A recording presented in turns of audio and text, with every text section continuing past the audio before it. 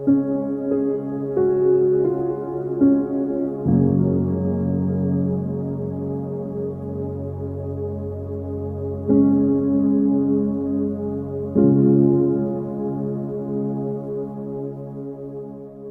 avaliação psicológica, eu faço a partir do enfoque neuropsicológico.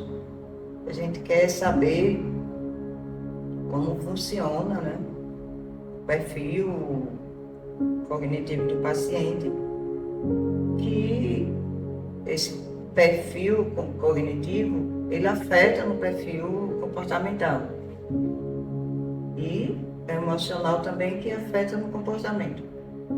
Então, a avaliação psicológica, a gente vai fazer esse levantamento das funções cognitivas, né, dentro de um contexto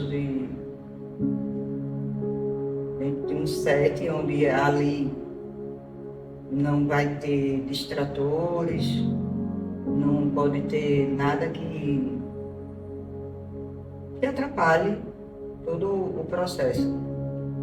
E para a avaliação psicológica, a gente vê como o comportamento daquele sujeito pode ser adequado ou não adequado, mas é uma palavra que não é tão usada, né? Não é legal usar esse adequado, porque não existe o adequado, mas existe um parâmetro que a gente usa, que é do DSM-5-TR e do CID-10, onde tem que fazer realmente esse comparativo.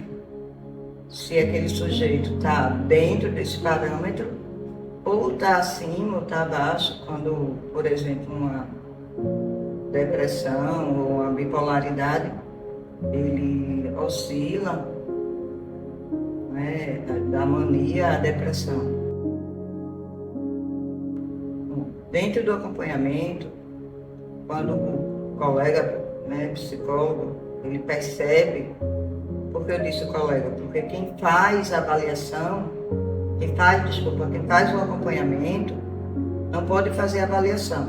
Ele tem que encaminhar para o colega que faz a avaliação. Então, se eu estou com o paciente, vou percebendo que mesmo com várias intervenções, né, independente da abordagem, esse paciente não evolui, chega até um determinado patamar e ele não evolui mais, mas vai me dando sinais de que tem algo a mais ali, não é só a parte emocional, encaminha ele para uma avaliação. Né? Por exemplo, pessoas que têm sintomas de TDAH têm certos sintomas que é característico de quem tem TDAH, né? E aí a gente precisa saber para poder caminhar melhor com o paciente. Então, o que me motivou a trabalhar com avaliação, estava na graduação ainda e um professor deu uma aula magnífica, eu fiquei encantada com o cérebro, encantada como a gente consegue captar nosso paciente a partir dessas funções cognitivas, a partir da relação mente, cérebro, comportamento, a emoção, e me encantei com isso. Os instrumentos usados, ele vem a partir de uma boa anamnese. A anamnese é a principal ferramenta, né, da nossa avaliação. Eu sempre digo para meus alunos que a anamnese é 80%. É a partir dela que vem nosso raciocínio, nossas escolhas de testes, baterias, escalas, questionários. Então depende do caso, depende do que vem ali, de toda a história clínica do paciente, que a gente vai decidir o que vai usar com aquele paciente. A bateria, geralmente, tem as baterias fixas, mas tem uns complementos, tá? Por exemplo, se vem com a queixa de uma depressão, a gente traz instrumento para aquela patologia. Se vem com HD, que é pós-diagnóstica de um autismo, a gente tem que trazer, além da bateria básica, instrumentos também para avaliar sobre o autismo. Tanto que no laudo tem a finalidade. Qual é a finalidade da avaliação? Então, a gente tem que responder essa finalidade na avaliação. A finalidade da avaliação é a hipótese diagnóstica de um TDAH, de um autismo, de uma bipolaridade, de um borderline, de um transtorno, né, de personalidade. Então, a avaliação tem que responder a essa pergunta aí, qual a finalidade da avaliação. Eu costumo dizer também nas minhas aulas que o nosso raciocínio clínico é soberano, né?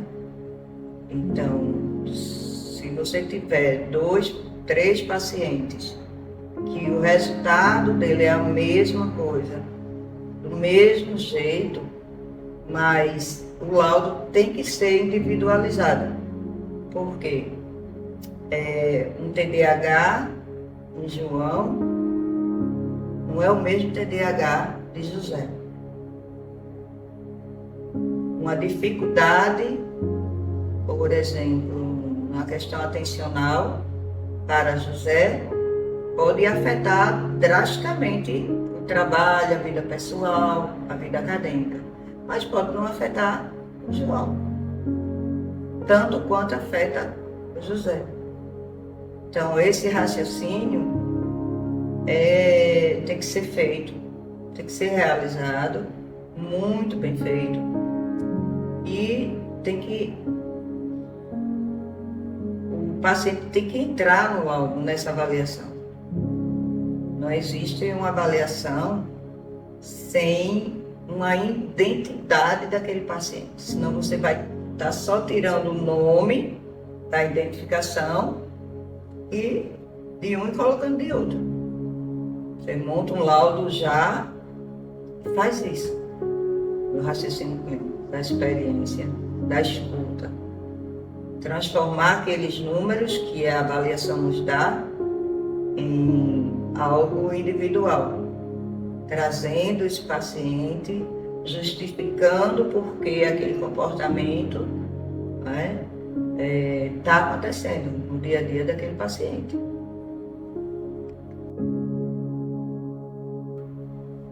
Então, como eu falei, a avaliação ela é individual, não é? A bateria de testes pode ser até a mesma. De criança, claro que é diferente de adulto. Adulto e idoso geralmente é a mesma coisa, mas ela tem que ser individual, né? E existem baterias que têm a escolaridade do sujeito. Aliás, praticamente todas as baterias têm que ter a escolaridade, idade e escolaridade. Então a gente tem que enquadrar nosso paciente ali. Por isso que estudar psicometria é importante, para a gente saber a validade daquele teste, se está realmente avaliando o que a gente quer avaliar. E dentro ou de acordo, né, com todas essas variáveis aí, que uma delas é a escolaridade. O que me chama a atenção e me chamou a atenção, e isso acontece muito mesmo, é quando os pais vêm com uma queixa, né, daquele seu filho e eles esperam um diagnóstico sempre, vamos dizer, pior. E quando não recebe esse diagnóstico para justificar os comportamentos do filho, até o próprio comportamento dele, a educação, eles ficam decepcionados. Aí isso me marca. Quando eu vejo, eu percebo ali na devolutiva que eles saem decepcionados, porque porque não confirmou um diagnóstico que ele gostaria que fosse. Para ele, sim, é bem mais importante, porque aí tiraria muitas culpas, posso assim dizer. É o que eu percebo. Então, qual a dica que eu dou? Estudar, fazer supervisão. Supervisão é importantíssima. E é sempre. Eu tenho quase 20 anos aí de avaliação e ainda faço supervisão. Tem grupo de estudo. Estudar os testes é fundamental. Aplicar aquele teste, fazer a avaliação que você consegue fazer, não porque o colega está fazendo, não porque eu vou ganhar dinheiro com isso, porque realmente ganha dinheiro, mas precisa ser bom.